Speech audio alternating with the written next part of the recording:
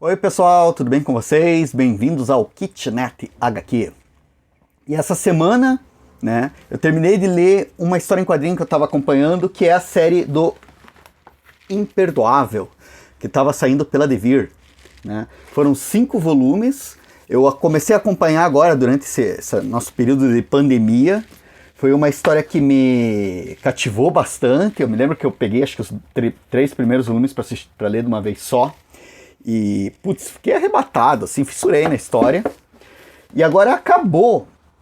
E ao mesmo tempo que ela acabou, que saiu o último volume, eu também pus as mãos nesse gibi aqui, Os Campeões, do Mark Waid. E eu achei tão legal justamente porque é o mesmo autor, né? O Mark Waid aqui, o Mark Waid aqui. E os 2 quadrinhos falam sobre super-heróis e tem umas propostas que eu achei bacana. E fiquei pensando numas coisas, né? Então, a gente aqui no Kitnet, a gente sempre comenta sobre super-herói. E uma obra de super-heróis que a gente sempre acaba falando aqui é o Watchmen, né? E a proposta do Alan Moore em Watchmen, super complexa, super cheia de desdobramentos, de leituras. Mas a grande questão do Watchmen é, porra, quem que dá o direito para uma pessoa de salvar o mundo, né? Ser um super-herói, né? E é muito o que o Alan Moore coloca muito aqui, o que a gente discute muito a respeito dos super-heróis, é essa questão do fascismo deles, né? Porque o que é o super-herói? O super-herói é um cara que super já dá para ele algo mais do que as pessoas normais, né? Geralmente a gente tem no pacote do super-herói identidade secreta, então ele tem o anonimato, ele não pode ser imputado pelo que ele faz por aí. Então, o super-herói é um cara mais forte e que ainda se esconde no anonimato. E isso é muito problemático se a gente for para pensar, né? Por outro lado, a gente tem toda aquela questão do super-herói como o próprio Reino da Manhã, que acho que é a história mais famosa do Mark Waid, que tem a arte deslumbrante do Alex Ross.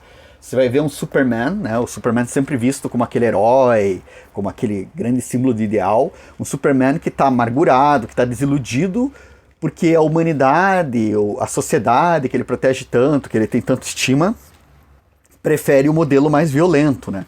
E aqui o grande embate do Reino da Manhã é entre a ideia clássica do super-herói bonzinho e o super-herói radical dos anos 90, cheio de armas, com os dentes rangendo e que vai consertar o mundo com as próprias mãos.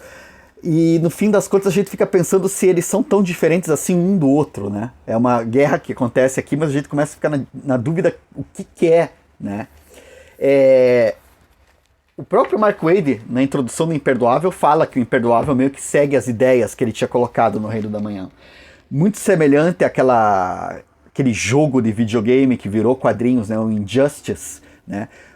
Onde o Superman enlouquece porque matam a Lois Lane. O Superman não enlouquece, né? Ele só vira do mal, né? Ele vira um ditador, quer colocar ordem no mundo, porque mataram a mulher dele, daí ele fica todo amargo, daí ele começa a matar pessoas, mata o Coringa e blá blá. A ideia do Imperdoável é muito parecida. O próprio Mark Waid define como um conto de terror, né? Porque você tem essa criatura super poderosa que é o Plutoniano, não tem como não fazer os paralelos com o Superman, é a mesma ideia, é o super cara, o cara que super velocidade, invulnerável, mais forte do mundo, capaz de destruir continentes com as próprias mãos, todo aquele exagero, toda aquela hipérbole. E esse cara que era o grande herói, o grande inspirador, o grande protetor, de repente começa a destruir cidades, começa a matar os seus colegas, a tocar o horror mesmo.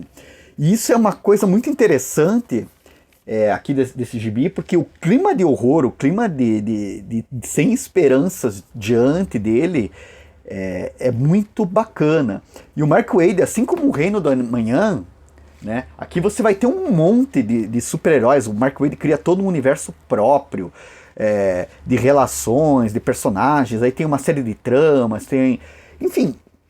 Mas a ideia aqui, basicamente, é um cara, né, que você acha, não, ele é bom, ele nunca vai fazer nada de ruim, só que ele faz. E à medida que você vai avançando na história, você vai descobrindo por que ele faz.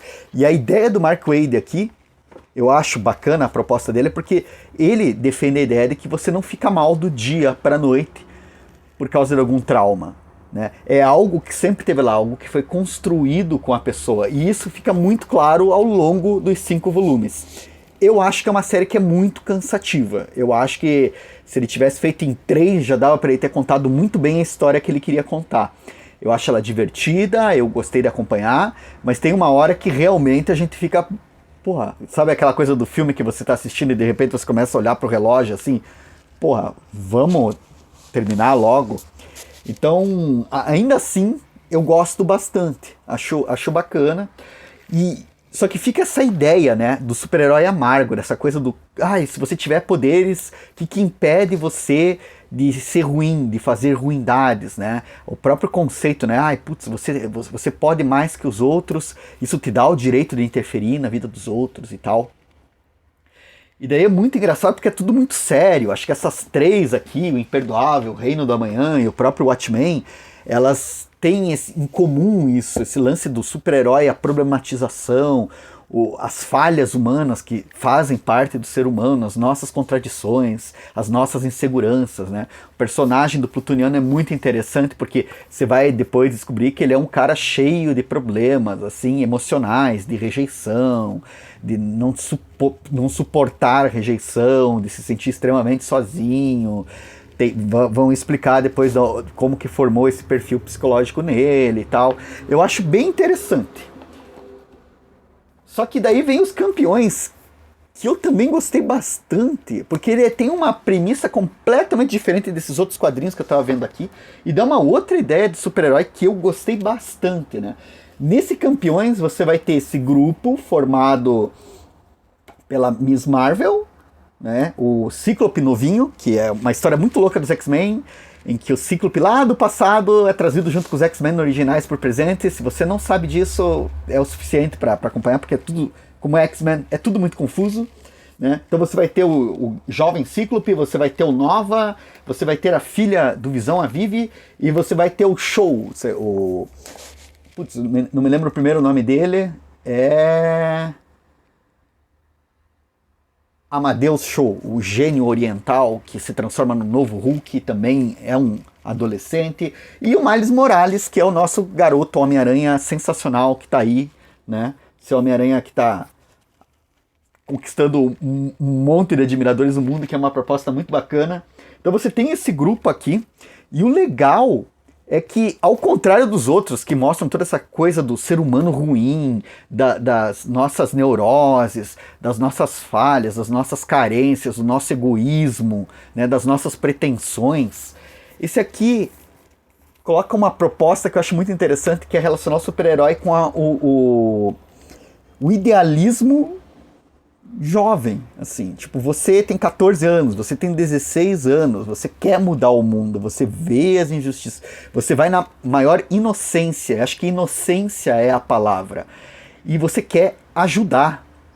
É uma proposta de super-heróis, assim, que eu achei muito bacana, porque ele relaciona essa proposta do super-heroísmo com a juventude mesmo, com aquele olhar para o mundo, que você tem um olhar original, que você tem um olhar fresco, que você ainda não levou pancada o suficiente, você ainda tem uma boa vontade com o mundo.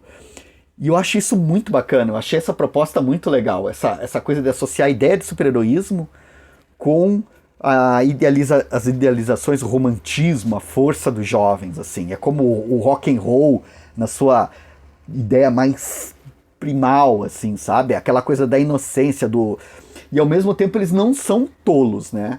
Tanto a Kamala Khan, a Miss Marvel, quanto os demais, eles são muito espertos, eles se autocriticam o tempo inteiro. Ela mesma fica falando, pô, mas a gente tem o direito de interferir, de fazer tal coisa e tal. Eles são muito comedidos, eles querem interferir, mas ao mesmo tempo não é que eles queiram interferir, o que eles querem é ajudar, isso fica muito claro. E daí até me lembra uma outra série que acho que me inspirou para vir falar sobre isso, que tem no Netflix, que se chama Kid Cosmic.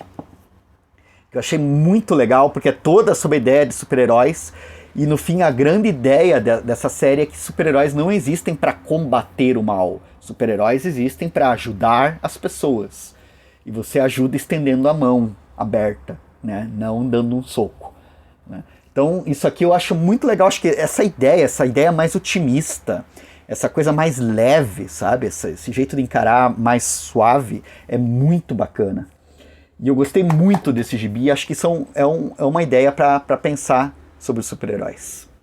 Basicamente, esse foi o meu plá dessa sexta. Desejo a vocês uma boa Páscoa, né? Fiquem todos bem, porque agora é Páscoa. E vamos nos falando. Até semana que vem, pessoal.